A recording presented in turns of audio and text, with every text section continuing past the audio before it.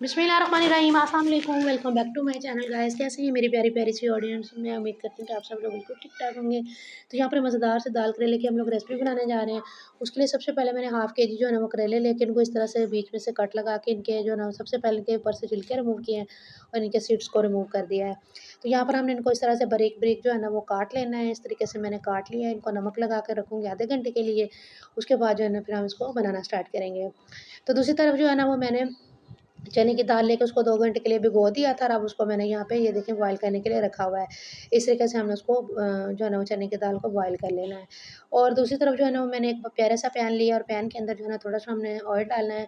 Oil डालने के बाद जो है ना जैसे ही ऑयल हमारा गर्म हो जाएगा तो उसके अंदर हमने जो कट करके रखे हुए हैं अपने करेले, वो जो है ना वॉश करके अच्छे तरीके से उनको नमक लगा के रखा हुआ था, वो हमने इसके अंदर ऐड करके इनको हमने जो है ना वो फ्राई करना है। करेलों को हमने उतनी देर फ्राई करना है जब तक इनका कलर चेंज ना हो जाए और इनका कड़वापन जो है ना वो ख़त्म ना हो जाए, उतनी देर तक हमने इनको फ्राई करते रहना है। मीडियम सी फ्लेम पर हम इसको फ्राई करेंगे और साथ में हम इनको हिलाते जाएँगे। इनको हिलाना ज़रूर है, नहीं तो ये कहीं से ज़्यादा सड़ जाएँगे, गल जाएँगे और कहीं से जो है ना वो भी बिल्कुल जो है ना वो कच्चे रह जाएँगे। तो इनको प्रॉपर जो है ना वो आपने हिलाते हुए फ्राई करना है। साथ में मैंने थोड़ा-सा जो है ना वो हाफ़ टेबल स्पून से भी कम जो है ना वो इसके अंदर मैंने नमक ऐड कर दिया है। इस स्टेज पर जो है ना वो हम इसको रखेंगे। दूसरे चूल्हे पर मैं इसको करती हूँ शिफ्ट और साथ में जो है ना वो हम इसकी बाकी जो है ना वो प्रिपरेशन कर लेते हैं, ताकि हमारे टाइम की बचत हो। इतनी ज़्यादा गर्मी है, किचन में ज़्यादा देर खड़े रहना जो है ना वो पॉसिबल नहीं है, तो मैं कह रही हूँ कि जल्दी से हमारा काम फिनिश हो जाए। तो यहाँ पर जो है ना थोड़ा-सा मैंने और ऑयल डाला है कढ़ाई के अंदर और इसके अंदर जो है ना वो हमने सबसे पहले बारीक चॉप किया हुआ 2 से 3 अदर प्याज़ जो है ना वो आपने लेने हैं। आप लोगों को पता है कि करेले में थोड़ा-सा प्याज़ ज़्यादा जाता है, लेकिन उससे पहले जो है ना वो मैंने 1 टेबल स्पून जो है वो ज़ीरा लिया और ज़ीरे को जो है ना वो ऑयल के अंदर डाला है और थोड़ी देर हमने इसको स्टर फ्राई करना है। जैसे ही जो है ना वो हमारा चटकने लगेगा ज़ीरा जो है ना ऑयल के अंदर, तो उसके बाद जो है ना फिर हमने इसके अंदर चॉप की हुई प्याज़ डाल देनी है।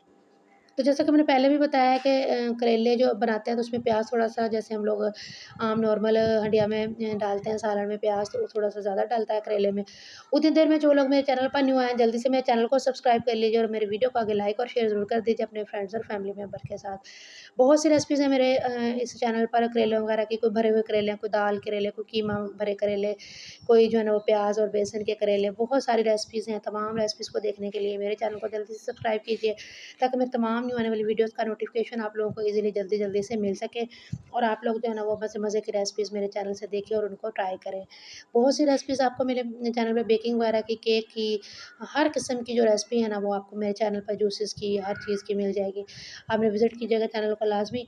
और दूसरी तरफ जो है ना वो आप जाकर मेरा कटिंग एंड स्टिचिंग का चैनल है Sadaf ideas cutting and stitching के नाम से सेम लोगो उसके ऊपर यही वाला है, तो आप उसको भी विज़िट ज़रूर कीजिएगा और उसको भी सब्सक्राइब कर लीजिएगा। तो यहाँ पर प्याज़ को मैंने थोड़ा-सा सॉफ्ट किया है, हमने प्याज़ को यहाँ पे ब्राउन नहीं करना। दूसरी अंडे के लिए हम जैसे प्याज़ थोड़ा-सा ज़्यादा करते हैं ना, तो जैसे ही इसका कलर थोड़ा-सा चेंज होगा तो उसके अंदर मैंने सब्ज़ मिर्चों का पेस्ट डाल दिया, टमाटर डाल दिए, एज़ यूजुअल जो बाकी बेसिक मसाले होते हैं नमक, हल्दी और रेड चिली पाउडर, तमाम जो है ना मसाले डालने के बाद हमने इसको जो है ना वो इनको अच्छे तरीके से जो है ना वो भून लेना है। साथ में मैंने जो है ना वो धनिया का पाउडर भी ऐड किया था।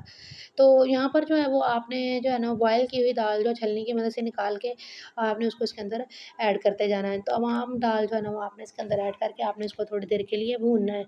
तो ये देखिए यहाँ पर जो है ना हल्का-हल्का सा इसमें मुझे पानी महसूस हो रहा था दाल में, तो मैंने कहा उसको थोड़ा-सा ड्राई कर लूँ, भून लूँ, उसके बाद जो है ना वो फिर हम इसके अंदर करेले लास्ट में ऐड करेंगे और करेले ऐड करने के बाद हमने चूल्हे को बंद कर देना, फ्लेम को बिल्कुल भी हमने हाई नहीं रखना। तो ये देखिए मैंने इतना सा जो है ना इनको फ्राई किया, ज़्यादा हमने इसको ब्लैक भी नहीं करना और ज़्यादा जो है ना उनको हमने कच्चा भी नहीं रखना कि कड़वे महसूस हों।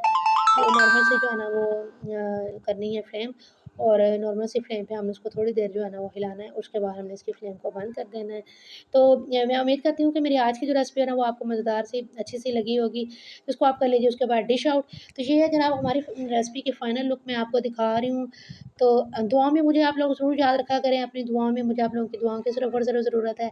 बहुत प्यारी-सी मेरी ऑडियंस है जो आप लोग मेरा बहुत मुझे सपोर्ट कर रहे हैं। इस सब के लिए आप सबका बहुत-बहुत शुक्रिया और लास्ट में मुझे एक प्यारा-सा कमेंट ज़रूर कर दीजिएगा। अल्लाह हाफ़िज़।